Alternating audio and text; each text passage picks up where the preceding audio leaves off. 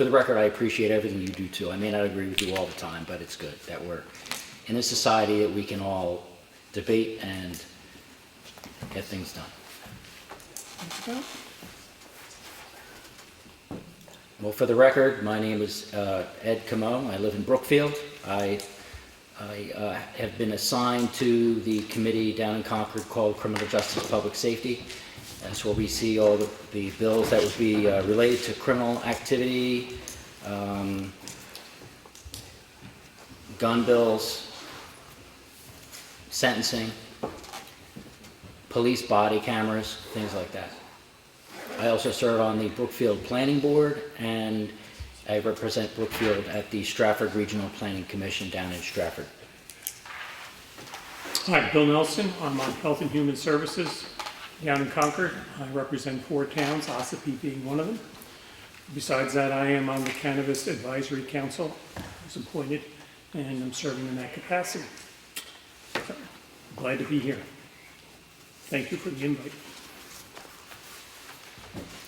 And I don't know what format we're going to use for this town hall forum. I don't know if you just want to ask questions, or would you want to practice being a moderator, Carroll Holyoke, or whichever way you want it. I have a question. Oh, sure. Are either one of you involved with the Transportation Committee? You were, right, Bill? No?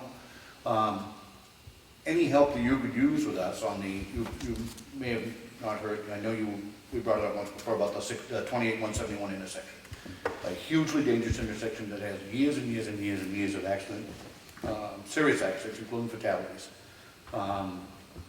We finally got the state to agree to do some work down there. They did the road safety audit, they've done all of the hard stuff. We were told it was going to be done in 2015.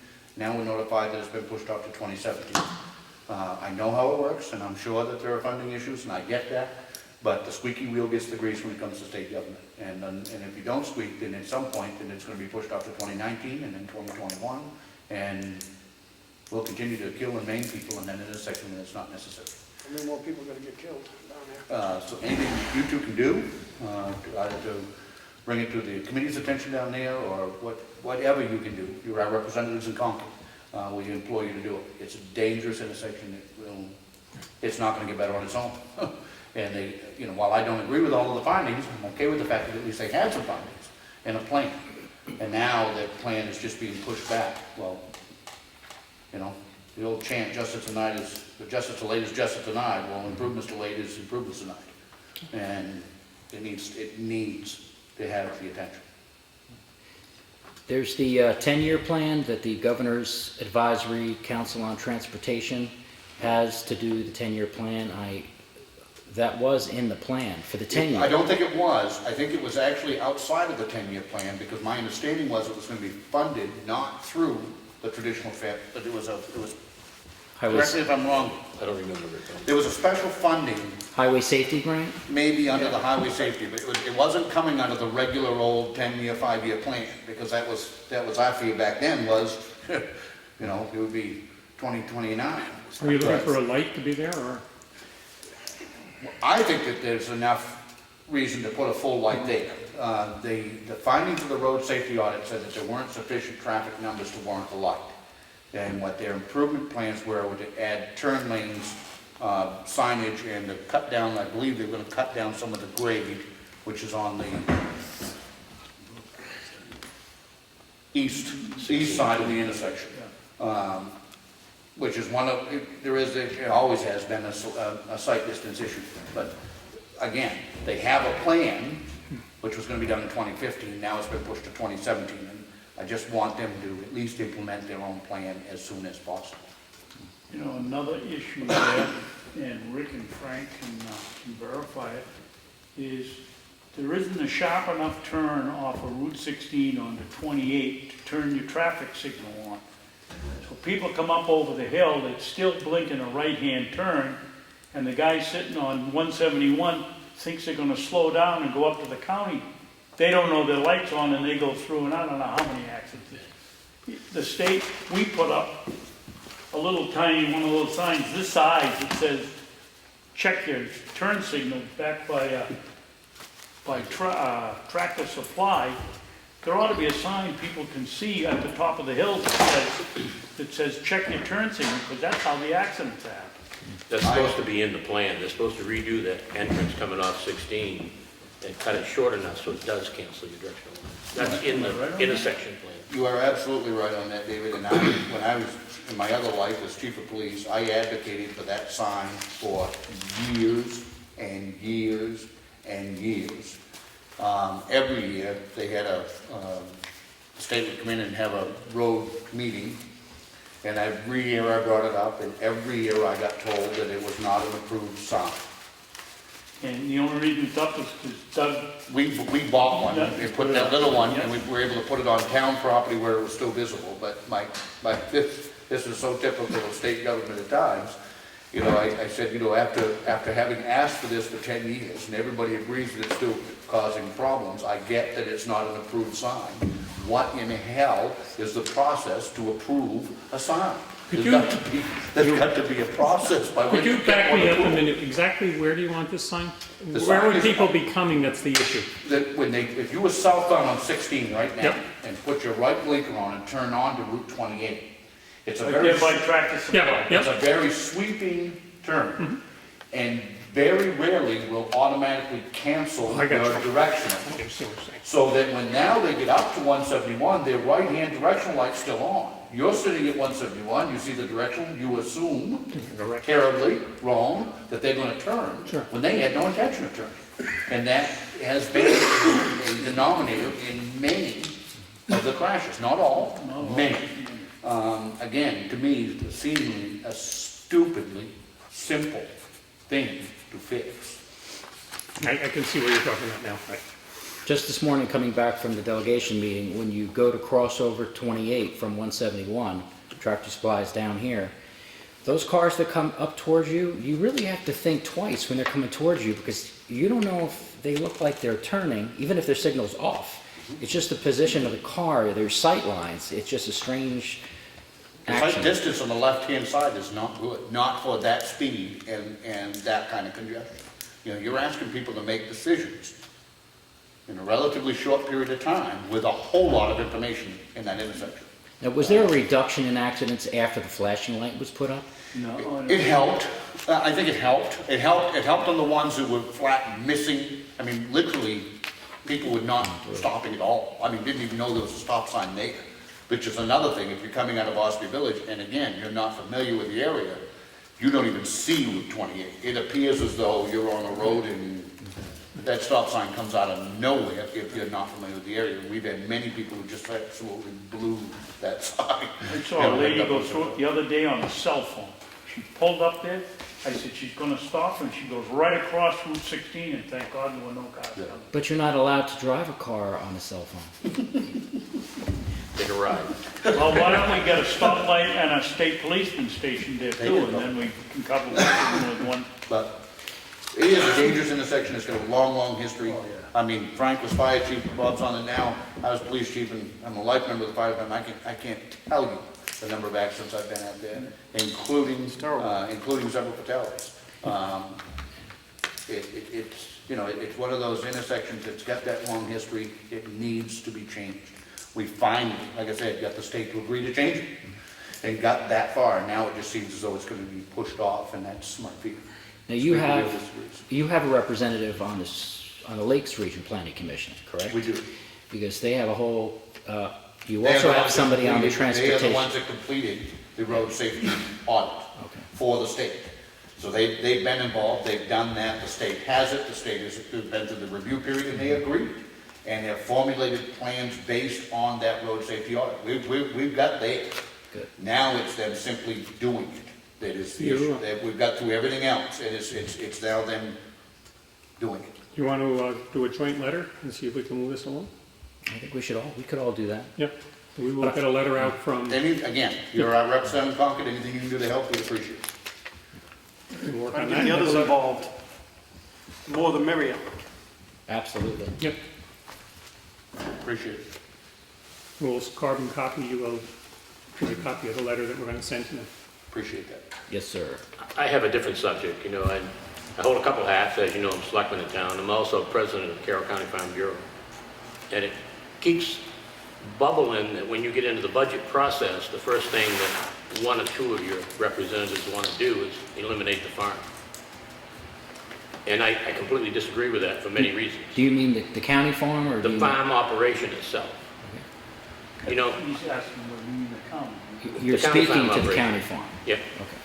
Now, there are some people, you know, when you get folks in your jail down there, they don't have a lot of stuff to do. And they do need something to go do work on. And I've seen some folks come out of the jail in your area, and they've actually been much better citizens because they had an opportunity to get out of that jail, go bale hay, cut wood, package wood. And you know, it's kind of sad that you don't think the farm turns a profit, or that doesn't turn profit sufficient to be justified. But you know, you had a chance there with, I think you ought to go back in animals. Personally, I think there ought to be some piglets raised down there.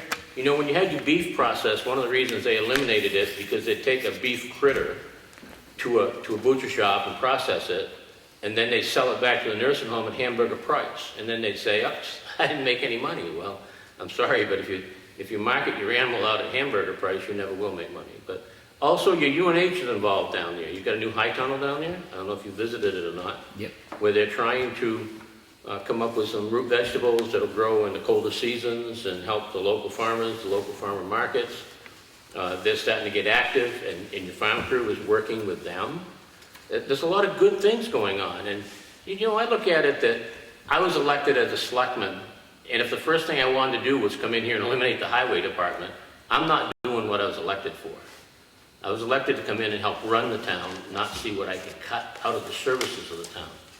And I think you folks are in the same position. I think your farm is important. I think it does a lot. You can do some vegetable gardens for your nursing home. That feeds your inmates. I just don't understand why it keeps coming up that let's eliminate the farm. It just doesn't make any sense. And I'll tell you, New Hampshire, I'm going to be in a New Hampshire Farm Bureau meeting this week. And I will tell you that the Carroll County Farm Bureau and Board of Directors are very much supportive of keeping the farm. And if there is an effort down there to try to eliminate it, we're going to fight all we can to keep it. I thought I'd pass it on to you. I do appreciate the two of you folks coming tonight. I am disappointed that the other ones aren't here, because this is the best way. People are not going to come into your delegation meeting during the week. Most of them are working, myself included, in a lot of different areas. But I do appreciate you two coming, and I hope you take that back to the rest of your delegates. And please try to continue to fund the county as you received it to be a representative, not see what you can do to actually destroy it. That's my opinion. Can I speak to that? I think to characterize that it's to be eliminated isn't accurate. Okay. I think we have to change, as times change, I think we need to reevaluate how we're doing things. You say eliminate, I think it needs to be, the paradigm has got to be changed. I think it might be better to do it a different way. Maybe land could be leased out to local farmers to produce, and then work with UNH. It can still be done different ways. I don't think anybody has the intention on eliminating it. I don't think you can lease your land out at a profit. Most of your farmers around here aren't gonna lease it. No. Tell you that, but you can, but you still need to be able, are you gonna work your inmates with the people you lease it to? You still could. If You I can't, need, by law, you can't. I can't hire out, I can't hire a inmate now to do work. Down in Rockingham County or Stratford, whichever one, somebody was doing a recycling plant, and he was using the jail helping his private business, and they got sued. You can't do it. We could, nobody can come onto that. We lease the property out to somebody, hey, and they cannot take our inmates and make them work. I personally, somewhat in between the two. I see the benefit of the farm, but I think how it's used, etc., has to be changed. I don't claim to be a farmer, but I see issues where the nursing home is paying the same price as they bought it from a wholesaler for the vegetables that are produced there. That seems kind of silly to me. I would think if the farm is producing blueberries and you can buy them from a wholesaler at $3 a quarter, pint, whatever, if you're producing it as a farm, you should at least get a discount for the nursing home. I just think it's a shuffling of numbers and everything else to make things look good. So as far as having a farm, I could support that. I do have some concerns as some of the things they do that sounds good. How many of the inmates, for example, it keeps them busy. No question about that. The liability of chopping wood, I have a concern with that as they're standing there, splitting the wood into smaller pieces. I do think I can support something for the prison to do training that would be more realistic for the people that get out, the type of things that they need to do, and somehow maybe that can be incorporated with the farm. Maybe it's a computer type system keeping track of crops, or I don't know. But I think the two can be combined, looking at it, revisiting it and how it's going to operate, and maybe some of the things could be, leased out, and maybe other things that could not. Do we really make money in the end when we are, I think the newspaper said $67,000 or something that it was its profit. What did it cost to get to that $67,000 that it took in? Was that pure profit? Or by the time we buy the logs, buy the splitter, buy all this other stuff, labor and everything, are we really doing that well? I do not know, and that's what I'm hoping to ask as a delegation as well. But I gotta share this with you, okay? Sometimes if you can turn a few of your inmates around to be better people in society, the amount of money you make on that farm, is my opinion, is insignificant. You're there to try to, and I hope, or at least I hope you're there, with the jail system that you have, that your effort, when people are put in there for a period of time, that the jail system is working to hopefully make them a better citizen when they leave. That's the goal. I would hope, okay? So as far as people saying we need to turn a profit, as far as our wood processing goes, where we send all our wood to the campgrounds, or we have to buy log like wood, and I know right now you're doing a timber operation down there. I'm, as a resident and as a taxpayer, I'm not half as interested in a profit on that farm as I am an operational farm that supports and makes our prisoners better citizens when they leave, and yet we have a farm there and still showing some of our heritage. I think you can combine both by doing it, looking at it, revisiting the whole farm situation. That's what I believe, and you can accomplish both. Not just an observation. How would you do it? I think we need to put a number. Personally, I don't claim to be a farmer, but I've been interested in, I've always lived in farm areas.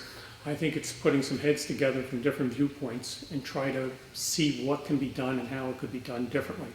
I can't believe there's not another model that we can be following that maybe other areas use, other states use, that would meet both criteria. The criteria to help the farming community, to help the inmates, to help everybody. I do not know what that is. I'd be lying if I... There's just a big article in the paper about, York County Jail was one of them in the state of Maine.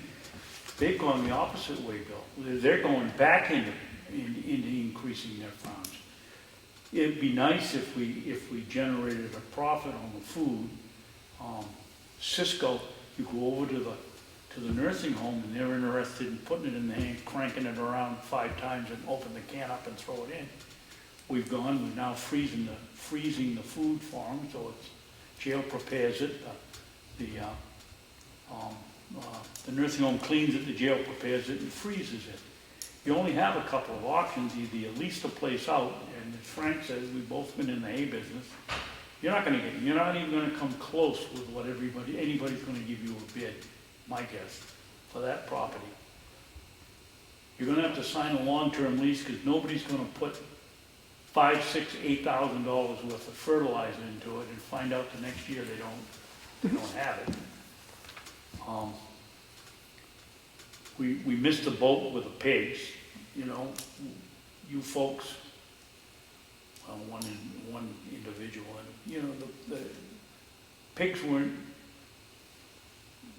weren't the thing to do.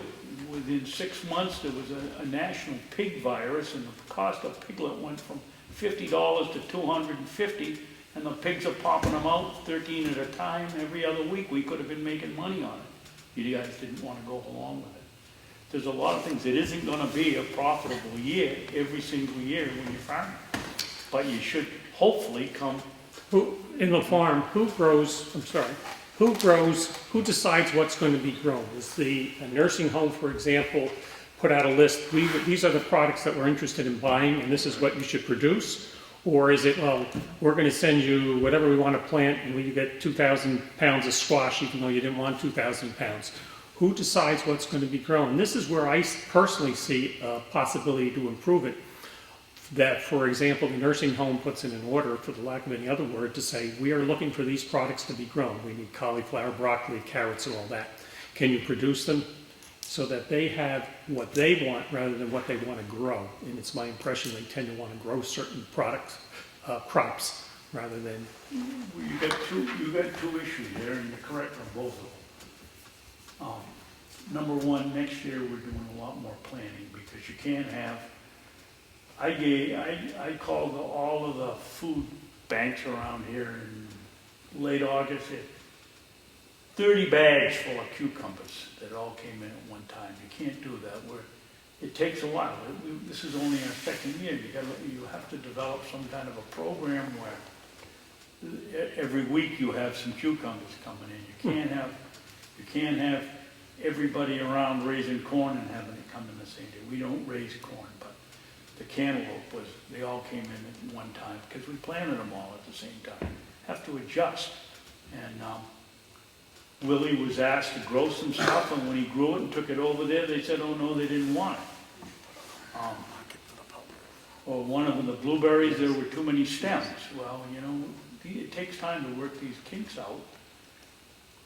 But we made $6,000 or $7,000 in revenue. I'm not going to say it was all profit, but we garnered $6,000 or $7,000, I forget now, in revenue from the farm, and we're selling it to the nursing home at the same price they pay Cisco, so it isn't costing the nursing home anymore, even though it's fresher food and it's grown locally and you know what it is. We need an opportunity to develop this program. It isn't going to happen overnight. We got the blueberries. We grew $2,600 worth of blueberries we sold, but most of them were to the nursing home employees. Others went wholesaling when the wholesalers ran out. It takes a while to adjust them. You can't build this thing overnight. Hay's a different story. Is there a subcommittee? Is there a delegation subcommittee? Yeah, the head of the subcommittee wants to get rid of the farm. So it sounds like there's no consensus on what the mission of the farm is on the side of the delegation and the commission. So what would it take to explore Mr. Riley's paradigm of completely shifting the vision and the mission of the organisation from something that's profit-based to something that's based in value of human beings and their ability to reintegrate back into society with the skills that are sustainable. So, you know, I'm hearing that the conversation that's going on at the moment it's fragmented and it's about, you know, things that could be done here, there and everywhere, but until you have consensus or a vision at the top about what the farm is, then no matter what you try to do, somebody at the delegation is going to try and cut that down. I don't agree that automatically they are. Well, there's two different thought processes. So my question is, what would it take to explore Mr. Riley's suggestion that the paradigm changes?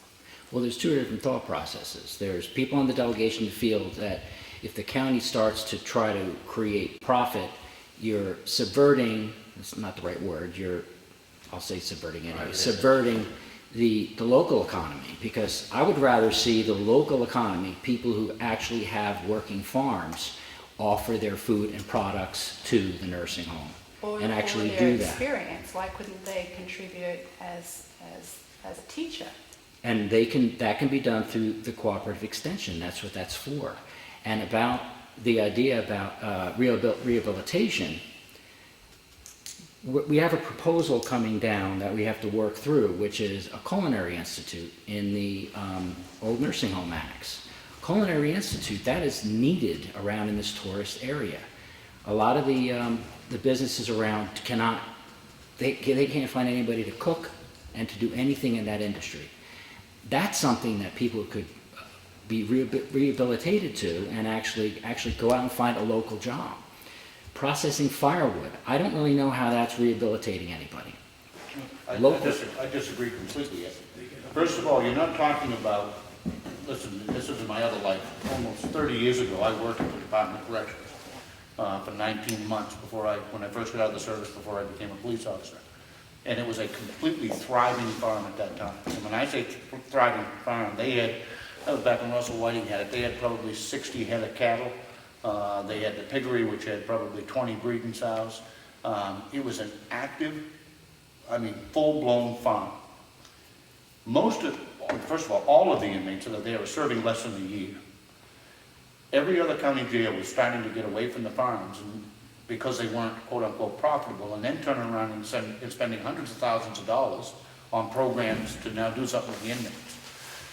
I would submit to you that in 6, 7, 8 months, you don't have a great deal of chance to retrain somebody into a skill set that's going to be employable. I'm not saying that the culinary isn't useful. I think it could be wonderful. But the thoughts that you're going to turn them around in that relatively short period of time is probably not going to happen. But what you can impact is work ethic. What you can impact is a responsibility that comes with caring for animals. I could tell you, and seriously, and not to take up your meeting, there used to be a guy named Tom Frost. He was a homeless alcoholic in Conway. And he used to get locked up every winter because he needed a warm place to stay. And when he would come in down there, Russell Whiting would hand him a key to the piggery. And when the sows were breeding, he would go out and spend all night out there caring for those pigs. And I'm telling you, you could have eaten off the floor in that bar. Those are the types of things that are learned behaviors: responsibility, caring for animals, work ethic, being rewarded for hard work. I think you have a much better chance of impacting those people in that way than you do with a computer course, which quite frankly, an awful lot, I'm not saying all, an awful lot of them are not going to avail themselves of it. Well, one of the issues... The farm overall, and I also think you got to be careful not to get caught up on the numbers. Because you could also say, what are we making and what are we saving? What is the alternative? What does it do to the institutional security of the jail? Because I can tell you something, when I worked there, we loved it during hay season. Because when all those inmates came back in at the end of the day, they were far too tired to raise hell. They ate their dinner and they went to bed. Well, one of the concerns that I have with the pig, that set me on the other side of the pigs, are that when the issue started to come up, we were told that the pigs were going to be gone. And the following year, the pigs were still there, and I believe they were owned by one of the employees of the county. So that, to me, is a problem that I have, just seeing, all right, we were told one thing, the following year they're still there. I've heard different stories about employees owning the pigs. That sort of raised the flag on my I don't blame mind. you. So I think it can be worked out. I'm only saying I was there when it was a thriving farm. And I think that the county loses, and I think it is important when it comes to heritage. I mean, that was a thriving farm. They used to produce raspberries at the local stores, They used to bring down Molten Store all the Molten time. Store, All their products came down to Molten Store.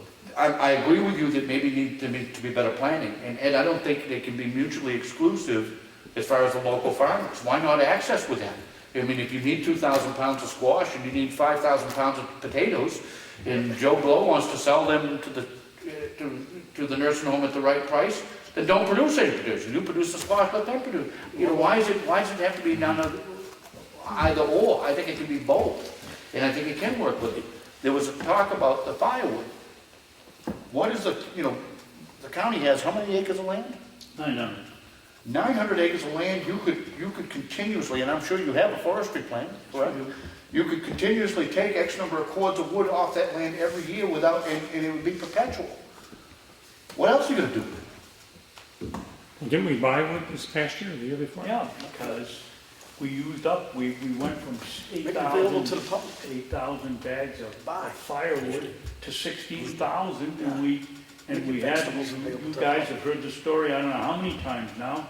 We had a bid in for 175 cords. They started chopping and find out that the logs that they got are more valuable as saw logs. So we came up short on the wood that we were going to use to split for campfire wood. But then So you we must had have to- made more money though on your logs. Absolutely. So we had to go out and buy logs. You didn't want to give us any money to buy logs, so now we have no wood to sell. But the wood that you cut that was going to be firewood was more valuably As sold sawlog. as sawlog. Yes, and we got more money. I just have one other point I'd like to make to you. Farm Bureau, very active in farmers markets. All of our people, they go to the granary down. The granary down here has one every week. Brookboro has farmers markets. Wakefields have them. And you know, all the people that go to the farmer markets, you talk about competing with the locals. They can't take enough food in there. Yeah. Those farmer markets, Tamworth, the food goes out faster than they can lug it in. And actually, I believe you people, the Carroll County Farm, could actually compete in the farmer markets, and you'd be greatly welcome, because there'd be another source of fresh products that actually would bring the public in. And I don't think it's something that, you said you don't want to compete with private industry. I think all you're going to do, as long as you're fair and equal with private industry, you're just making the competitive edge better for everybody. I just You think mentioned the piglets and the cost of piglets. Bruce Bennett, certainly most people know, is a local farmer who's been raising me a pig for 25 years anyway. I mean, he raises me a pig every year. Not the same pig. Not the same pig, no. I eat him every year. But it is now getting to the point, when you talk about being able to help local farmers, the cost of piglets has got to the point where literally he's paying $125 for a piglet. The pig that he just raised for me, and I mean, and it was a bargain, it was $520 before it was done, and that does not count the cost of killing it, smoking it, and all of the rest of it. My point being, when the county stopped having the piggery, it created a vacuum, and the cost of piglets, Frank backed me up on this, the cost of piglets went up because they had to bring them in from other areas. just to find There is it. an area where, and to be honest with you, they used to produce silage. The pigs were fed predominantly silage and garden scraps, and then certainly some grain. But the cost of maintaining the pigs was very small. It was completely run by inmate labor. I mean, completely run by inmate labor, clean, everything.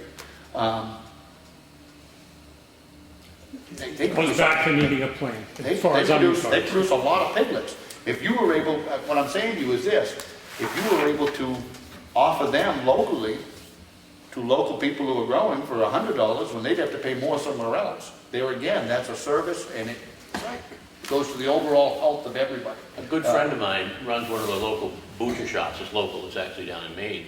But he had a trailer load of piglets coming this year from Pennsylvania, 500 in that trailer, because there are no piglets in this area. And what he does it for is he does it basically at cost, because then he gets the piglets back as grown pigs for processing. But he brought 500 in from Pennsylvania. So again, what I'm saying to you is, the fact that it may not yet be profitable, maybe it could be a lot more profitable with some improvements, and you know, newer isn't always better. Carroll County That Farm used to be Bureau a beautiful farm. is It used to be a willing to work really with you. beautiful farm. I was just going to ask you that question. I'm willing to work with you. If I can't make the meetings, I can get someone off the board of directors if you need it, if you want someone to work with you from the board. David is a member of the board of directors of Carroll County Farm Bureau. We have 13 directors, so we always can find somebody if that issue comes up. My whole concern tonight was, and what I want to just leave with you two gentlemen is, just don't let someone down there steamroll you on, let's get rid of the work on the farm. On a side note, thank you for their sending each of the legislators one of the Farm Bureau magazines. It's kind of very helpful to read. But we'll work with you. You know, there has to be, I like to get perspective on the farm, because the farm is what, 160,000 per year to have? 160,000 what? Dollars. Oh, okay. That's the budget. No, That's not the total budget. no. That's way high. Oh, I thought it was 160,000. It was 2 or 3 years ago. Well, it doesn't go over 200. No. Okay. So my point is, you have a budget that has gone up and up every single year, and it's put a tremendous pressure on taxpayers. But it So I isn't think, the farm. well, let me finish. At the delegation meetings, when you see and I'm not saying everything's under your control, the things that even aren't under your control, it just keeps getting larger and larger. And it seems, it's my observation that it seems like the farm seems like it's an easy target to eliminate or to retract.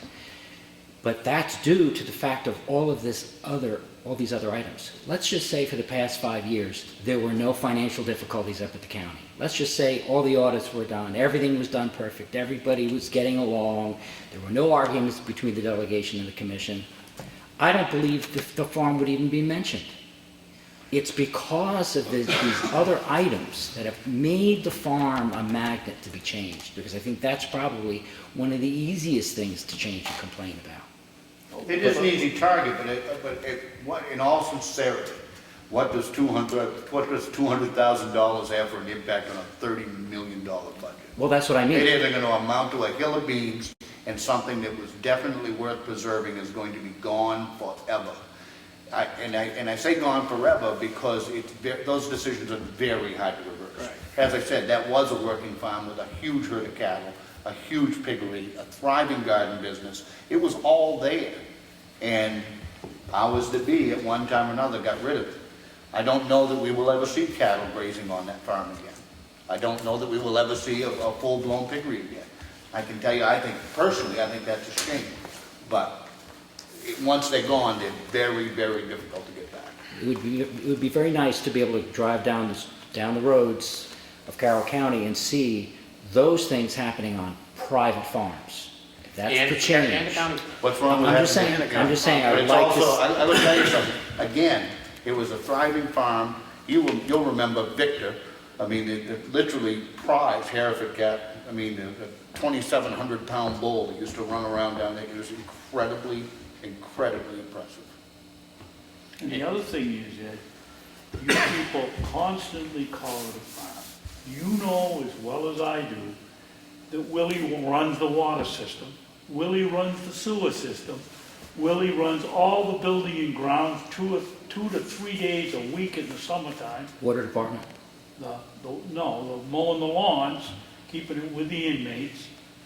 The winter, he's in there 2 o'clock in the morning plowing out so they can get 3 shifts in there, and you want to take him away and blame the farm.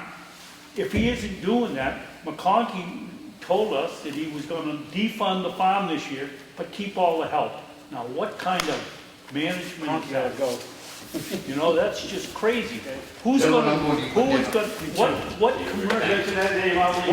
What commercial company is gonna come in and mow the lawn and do the snow plowing at anything reasonable to what we do now with the inmates doing it? I mean, you don't have to be a genius to figure out 6 people from the jail working for nothing is gonna be better than paying somebody who just... One of the concerns, I can tell you just from the nursing home committee and the people sitting on that, they had a concern that they could go, and I realize your 24 hours in the courthouse is not, I understand that. But you went over there and you saw a much better job being done. And that was the wish to put it out, to get information on a bid to see what it would cost for it to be done privately. According to the paper, the commissioners decided they did not want it to go out to bid. They didn't think it was going to be working. To me, it would have been a nice comparison to see, all right, if a company could come in and do it privately, what are they willing to spend? Maybe it's the best deal we ever had having all these people do it, but unless we have something to show what a competitive bid would be, we really don't know that. We went out for bid 2 years ago. Well, Bill, it came in for $90,000. And what was the answer from the delegation? Well, you sent out specs at a level that you don't keep here. You know, the courthouse opens up at 8 in the morning and closes at 4. They got all night to pay. I recognize that. I just know going into that building. People drive in and they pack it down. We put in salt and sand last year, and you people cut it. We can't get the ice out of there because you cut the bill. I disagree, but that's all right. Well, you did. I think we're concerned. Remember, we represent everybody. We represent all the people of Carroll County as a delegation. We're looking for the safety of the employees, the people that go into out that building. And should one person fall and get injured, that's a humongous liability for the county. So I know, speaking for myself, in trying to traverse some of the ice and everything on the sidewalk, there has to be a better way to do it. Whether the prisoners got to get out more often, more people brought in, I don't know what it is, but I do think it's not well maintained. And I'm not blaming any one particular person, I'm just saying what I observed. So I'm not here to argue about it. I just Well, think if we could just get some consideration to it, and just Thank you. don't arbitrarily look at dissolving things. I guess that's what I'm asking for, and if I can help you in any way at the Farm Bureau level, I offer that help. Thank you. And I do think it's an important thing for the farm. I understand, you know, I feel bad for the delegation and the commissioners in one respect, because you've had 3 years of misery down there that finally got pushed out of office last year, but I think that caused you an awful lot of your problems in the county and didn't allow you the necessary time to maybe manage what you should have been managing. But needless to say, at this point, I would just like to say, please consider the farm, please don't let it go, and if we can help the Farm Bureau, we're willing to help you. I've got 2 questions. Sure. Make it short. No, they're fairly long. I wanted to ask either my 4 representatives what bills they've sponsored this year or co-sponsored and why for the upcoming session. I'll go first because I have them right here. I co-sponsored a bill. It actually has a House number now. It's House Bill 1314. 1314. It's an easy one, maybe. Yes. It limits the authority of the state to regulate the sale, use, and possession of firearms. As of now, the RSA, the sentence actually reads, except as otherwise specifically provided by statute, and I'm speaking to RSA 15926. RSA 15926 controls at the state level, controls the possession of firearms. And what it does, it says, except as otherwise specifically provided by statute, no ordinance or regulation of a political subdivision may regulate the sale, purchase, or ownership, use, possession, transportation, licensing, permitting, etc., of firearms, firearm components, etc. What I inserted in there is something that people have been trying to do, which is tighten up RSA 15926. Can I ask you a quick question? Sure. That's sort of like the pesticides and fertilizer regulations, so you don't have each community having its own gun regulations, that's Correct. 159. So it's a statewide Yes, regulation rather than a community. because the state regulates firearms, not towns or political subdivisions. But what I've added is university, institution, or entity funded by the state of New Hampshire or subdivision thereof.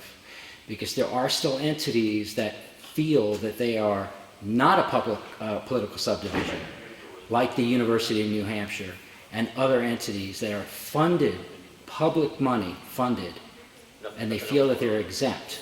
I believe that should be challenged again, even though the Supreme Court has already, not Supreme Court, I think it was a Superior Court ruling in another county. They came to the conclusion that they were exempt. I believe it needs to be challenged. And I put this bill in 2 weeks before the Oregon shooting, which was in a gun-free zone. And then, of course, I'm not going to mention Paris and what happened just recently. So Are you the sponsor or the prime sponsor? this is my prime sponsor. Any others? I have not, because there are 700 to 800 other bills. That was the only one that I put in. So, just to be clear, you're essentially saying that these entities, Publicly funded. publicly funded, should allow people to carry arms on those properties? Is that what you're saying? What it says is that they cannot control the possession of firearms. Possession, They'd have the same state regulations as everybody else. correct. So will that result in freer carriage of firearms on those properties? Free Yes. carry. Well, I think more gunfights on Friday night, the fraternity house maybe. what's behind your suggesting, or your recommendation, saying that people should have the right to carry arms on universities, for example?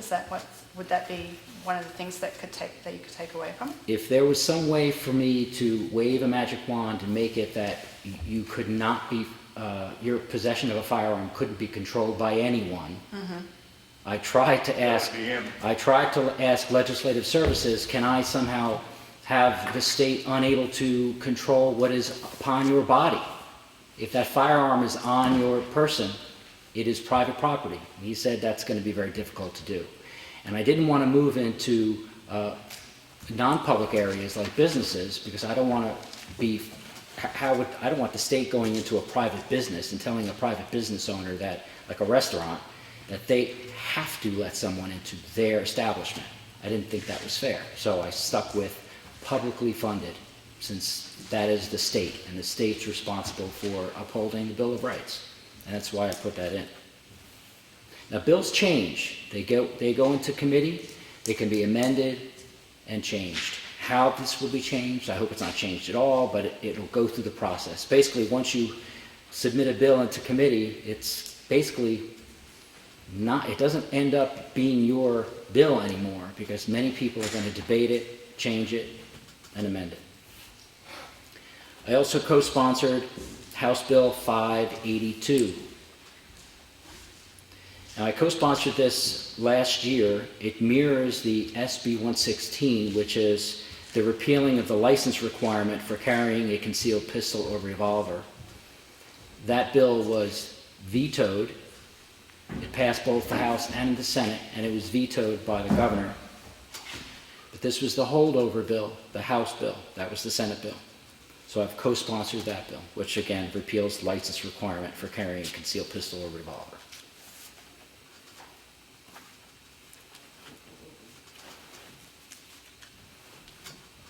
Any more? Yes.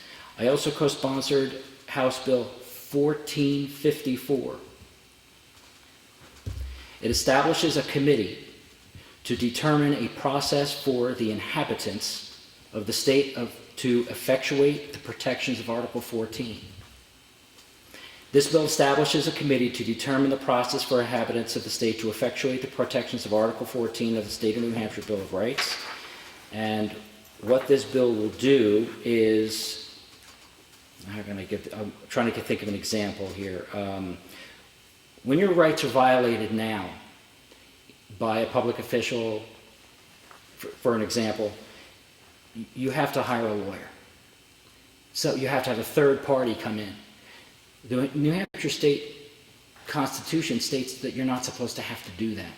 That you're supposed to have a method to go after that individual that violated your rights, and it's supposed to be covered. You're not supposed to have to buy it. So that What are needs, the committees of grievance do? they eliminated You that. don't have to have a lawyer to go in there, you get a state rep to put it in for you. It goes before the committee, doesn't it? But that's not, that doesn't seem to be functioning right now under the present system. Well, you get one or two turned over every year, but that's about it. Now, are you talking about the Committee for Redress of Grievances? Yes, yes. That's not the same thing. What's different about it from what you said? You don't have to have a lawyer to go there, and if you're not satisfied with the adjudication of your case, you get a state rep to put it in for you. That very small committee is not large enough to handle the entire state for everyone that has their rights violated. And that's why I believe it has to be studied.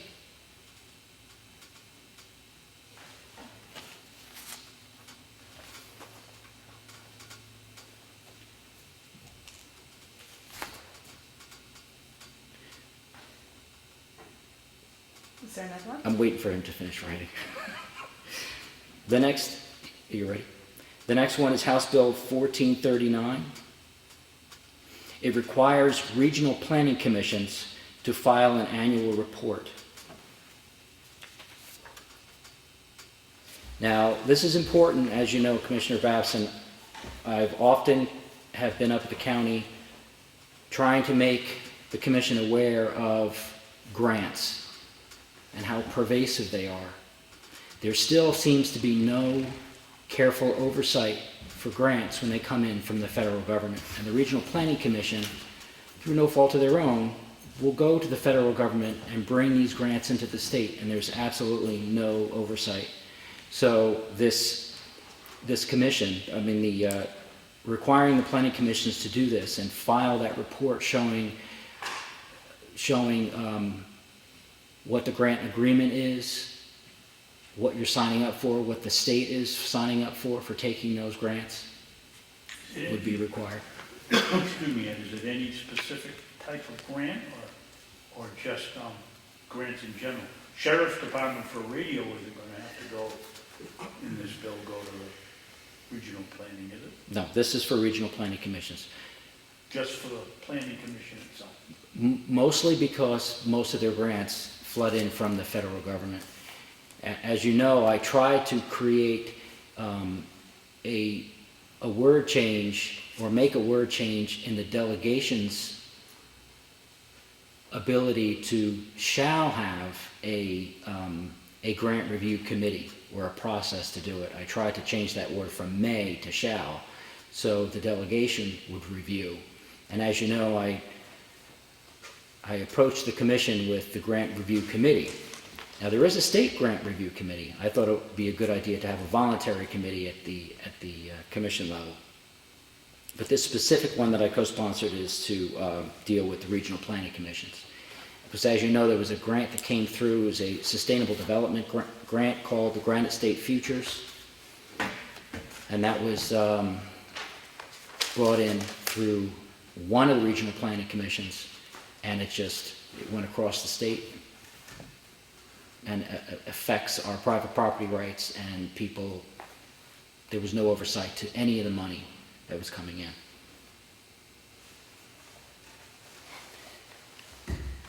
The next one was House Bill 1144. And this is relative to the notice for sessions of correction of the checklist. And what this will do is help save money for towns. So if it passed, they will no longer have to post when the supervisor of the checklists are going to meet in the newspaper. Now it's required that they put that in the newspaper. People have asked me, what's the reason for that? It's a good idea that it's in the paper so people know that they can come in. They would still have to post normally, the 24 hours in advance, and they'd still have to take minutes and do stuff like that. But the reason why it's good is because we found that people who live out of state, since you can register same day, will use the newspapers. They'll spread them out in a room and they'll find out who's having their checklist date, and they'll go up there and they will register. Same day registration, saying you're going to move here, because you can do that. You can come in and say, I'm going to move here and I want to sign in and I want to vote on that moment. So it's a thought that it's subverting our elections in this state. And if I had my way to add something to that, if I had my own way, since an elected official has to wait, I believe, 2 years, you have to live here before you actually run, I would put a bill in to make it, you have to live here permanently for 2 years. You should make it clear that this is your home, this is where you live, this is where you're going to stay. Not just come into the state, sign a form saying you're going to move here, vote, We and might then agree on leave. something here, Ed, after all. I told you, we agree sometimes. Annual report. Are they able to do it in multiple states? Is there anything stopping them from doing it in multiple No, states? I'll use the example, like Massachusetts is a very Democrat state. Now, let's say if their local, or let's say a person has, a person feels that their local elections are safe if they don't vote.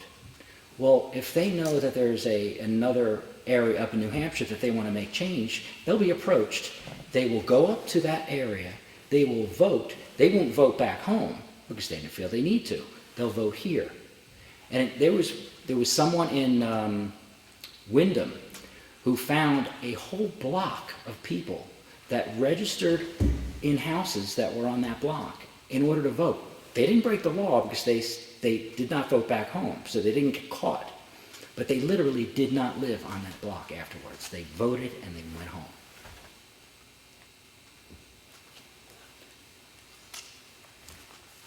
Give you a plus on that one, Eddie. A+. There was a House Bill 1350. I co-sponsored that. That's about setting up a commission that would focus on allodial rights and the breaking of an oath. It seems like elected officials now can break their oath, not follow the Bill of Rights of the state, and there are no repercussions except being unelected a few years later. There has to be a method where a citizen can bring someone into a commission and they have to answer to what that break of oath was about. What was that first word you used? Allodial? Allodial. How do you spell it? Allodial is A-L-L-O-D-I-A-L. And what does that mean? Allodial means like sovereign, like technically. After we broke from England, the New England area, your land, if you were a landowner, you owned that outright. It was yours. The state didn't own it. They couldn't tax you on it. At some point after that, somehow the corporate government found a way of taking that allodial right upon itself, and you were given a lease agreement, basically. So that's why we pay our taxes. But that's a whole other story about allodial rights. I believe on the deeds it says tenant.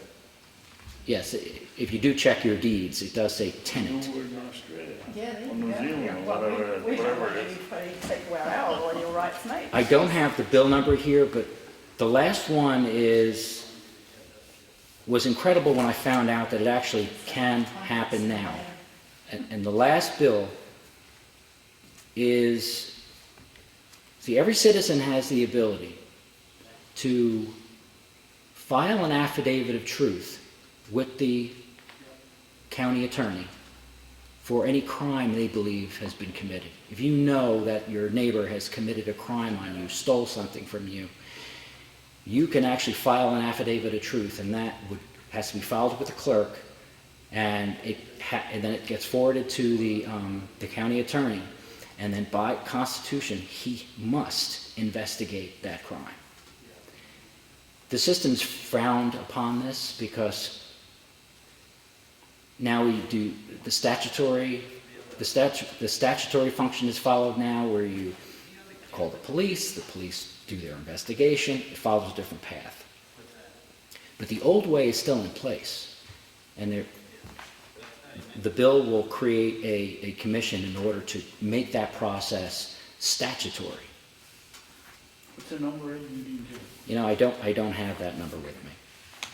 Well, aren't you covered by the fact that you're innocent until guilty? You're presumed innocent until guilty? I mean, Well, that hasn't changed. This is about using an affidavit of truth and following the old common law method of prosecuting crime. So if I believe something, that somebody did something wrong, and I have that filled out, well, I can make somebody's life miserable. Well, I mean, I am assuming, I'm not making a false accusation, I think Mrs. Jones is doing X, Y, Z at the house growing illegal, whatever, marijuana, or I don't know, or some other drug that she's not supposed to, sorry, I used anything, heroin, or doing some drug situation, in the best of my knowledge, I believe that, so I go fill the affidavit. I could start making that accusation pretty quickly and make life miserable for people. that's not how it functions. An affidavit of truth is an affidavit of truth. If you put down that she has done something and you're not sure of it, you will pay the price. So it makes the person who's actually, So I'd be afraid to do anything, because I'm gonna get sued. no, you have to make sure that you have, I'm just- that was the old common law way of doing it. Now, you don't have to do it that way, but I believe we need to reestablish a process statutorily to do that and codify it so the old common law way that's still in our Constitution will still work.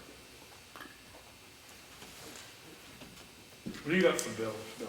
Well, I'm easy on you. I put in no bills. I was too busy on committee work and some other issues I was working on.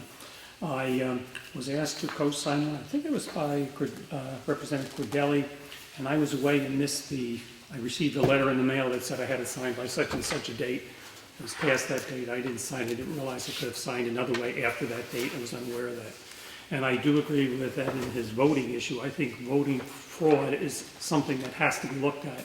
And it's political at this point. And I think if things were reversed with other parties in other places, a flag would go up. And I do think there has to be a bipartisan, fair look at the issue as to whether they're fraud. I've heard too many stories from too many people about people being busted to vote. And it wasn't one party or another.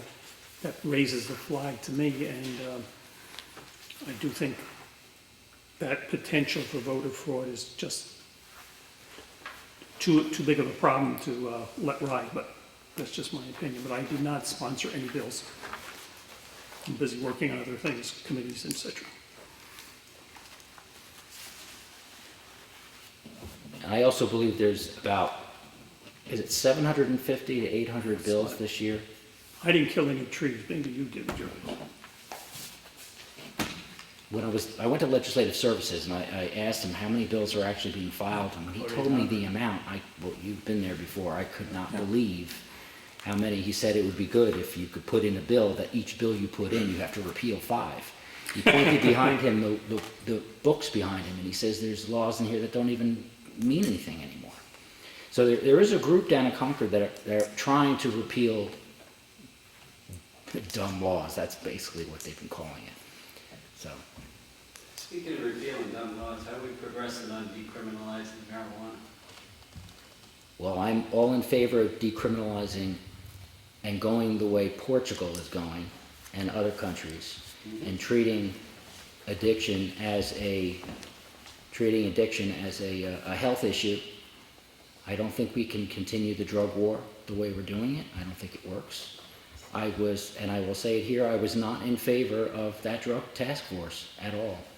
I believe it is going down the same path that we've been repeating over and over and over. And if you watch the meetings, it's like people are lining up for funds. Yeah, but you're talking about heroin. I'm talking about marijuana. Oh, if you're just speaking marijuana, I think that shouldn't even be. I'm talking about an 18-year-old boy who has to go to jail because he's got a piece of a marijuana cigarette in his ashtray and carry that record around the rest of his life. Well, I'm all in favor of getting that off the books. It shouldn't even be. People have said they want to decriminalize marijuana possession. I don't think it should be noted. Should you be driving while you're under influence? No. Same as alcohol, right? Exactly. I don't think, and here's a good example. We had a decrim bill in the Criminal Justice and Public Safety Committee. There was an amendment put in to remove the ability for 6 plants being cultivated in your own home. Yeah. I said that's a great idea because you would completely, without spending any money, stop the flow of drugs coming in, or the marijuana coming in from Mexico. You would eliminate the drug dealer. And somebody who wants to grow marijuana for their own purposes in their own home without selling it is fine.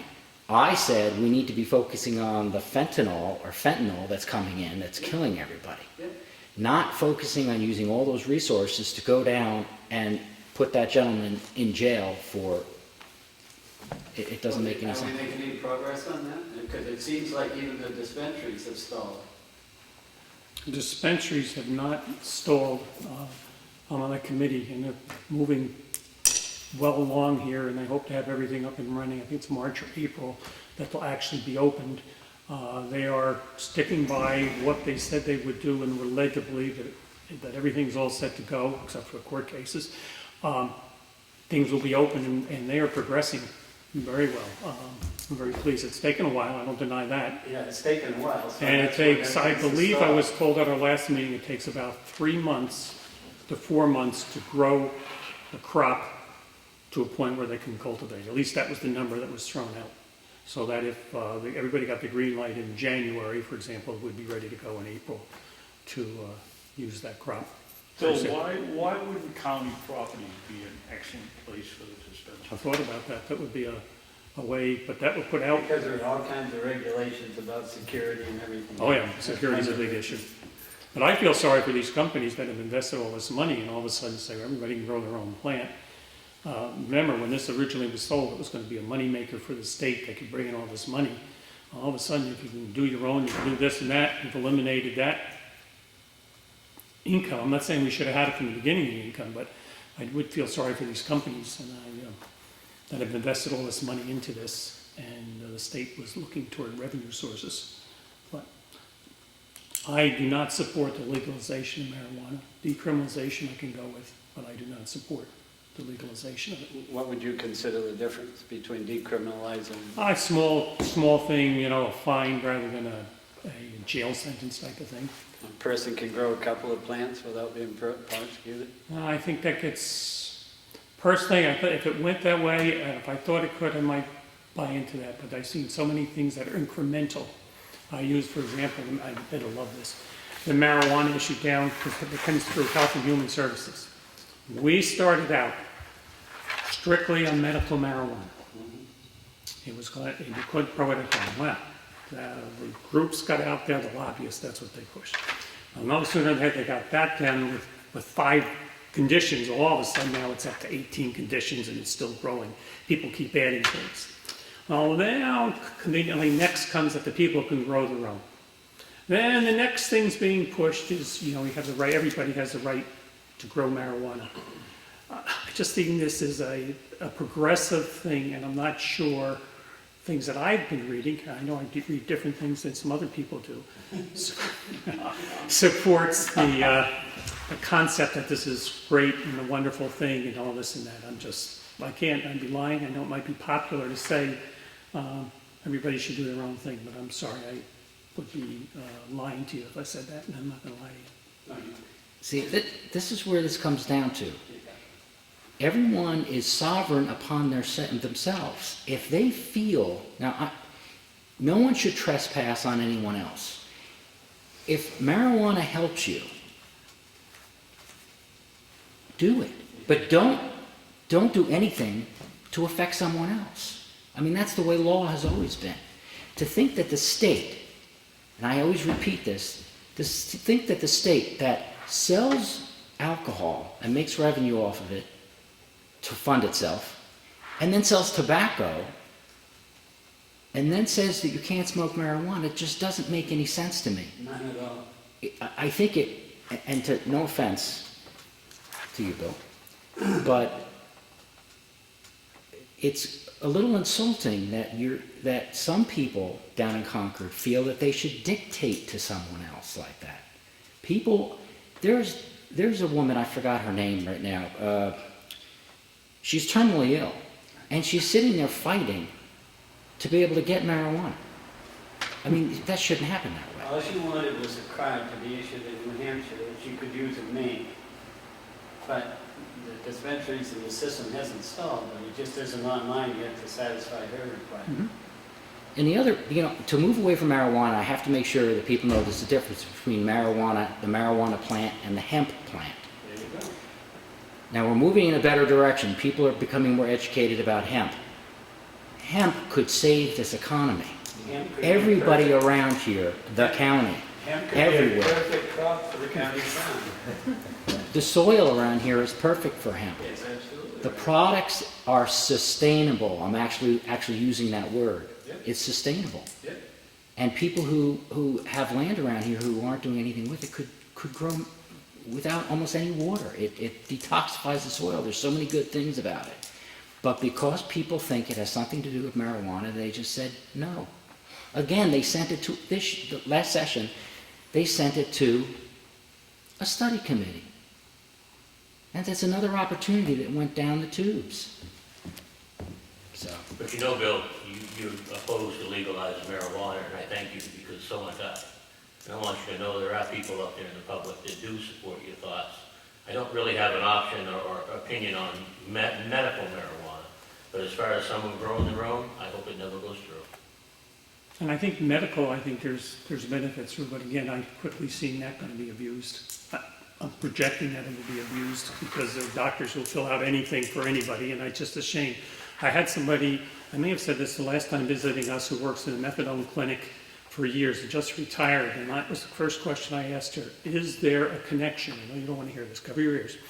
And she said, yes, in her opinion,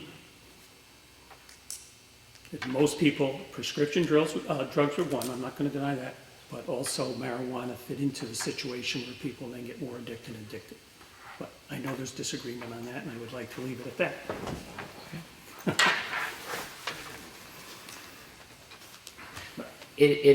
There is a healthy debate in society about this, and I think that's a good thing. Yes. Even down in Concord, people are finally having the discussion about it and moving away from simply just using all state resources to go after people.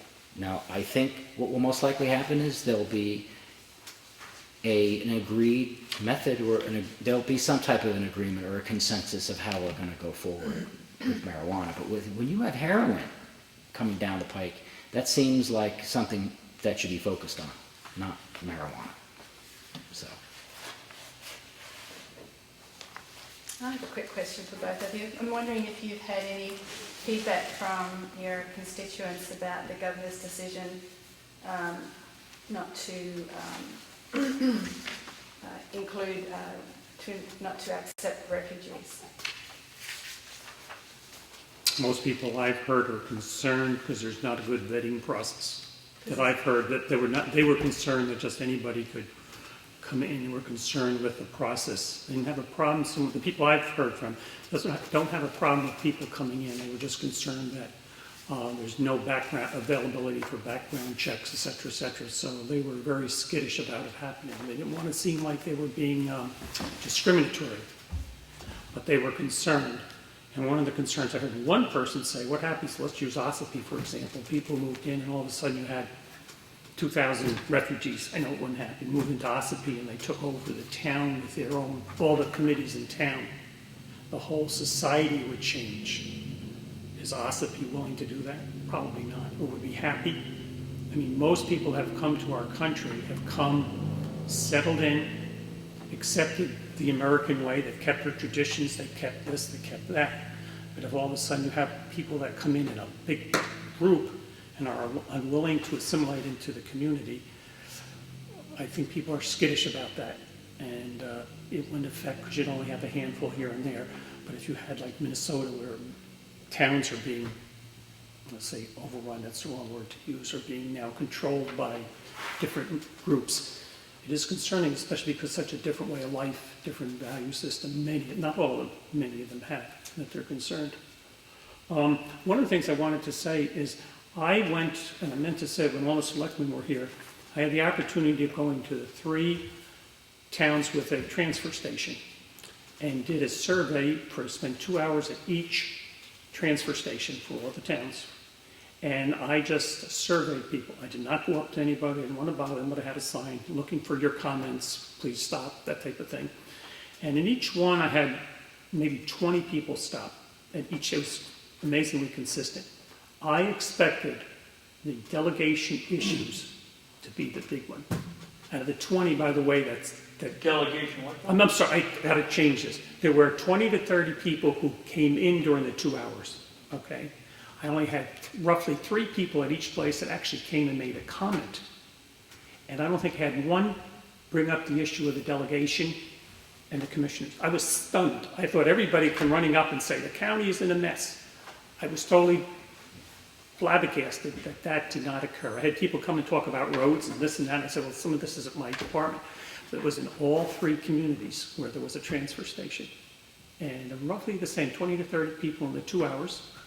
And I was stunned. I thought the county would be the big issue.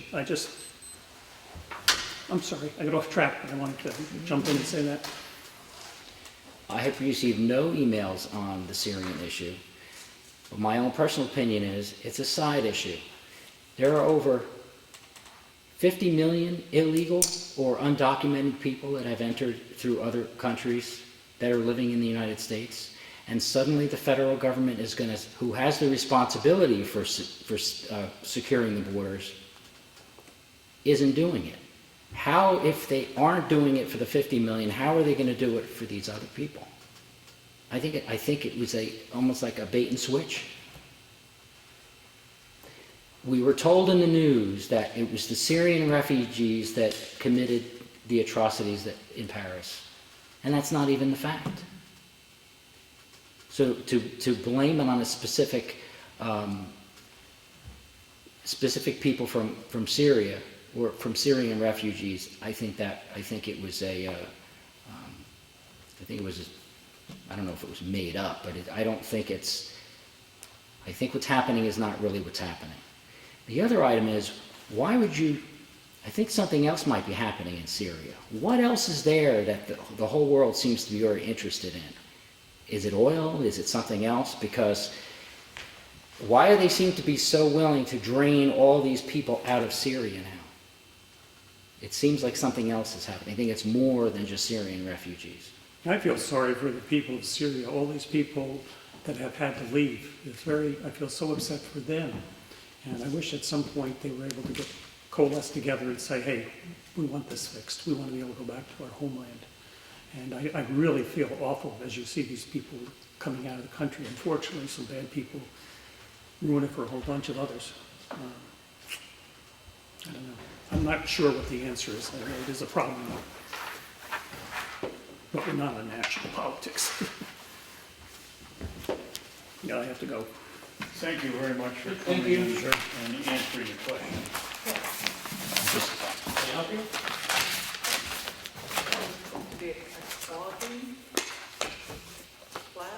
I don't Oh, what? know anything about that at all tonight.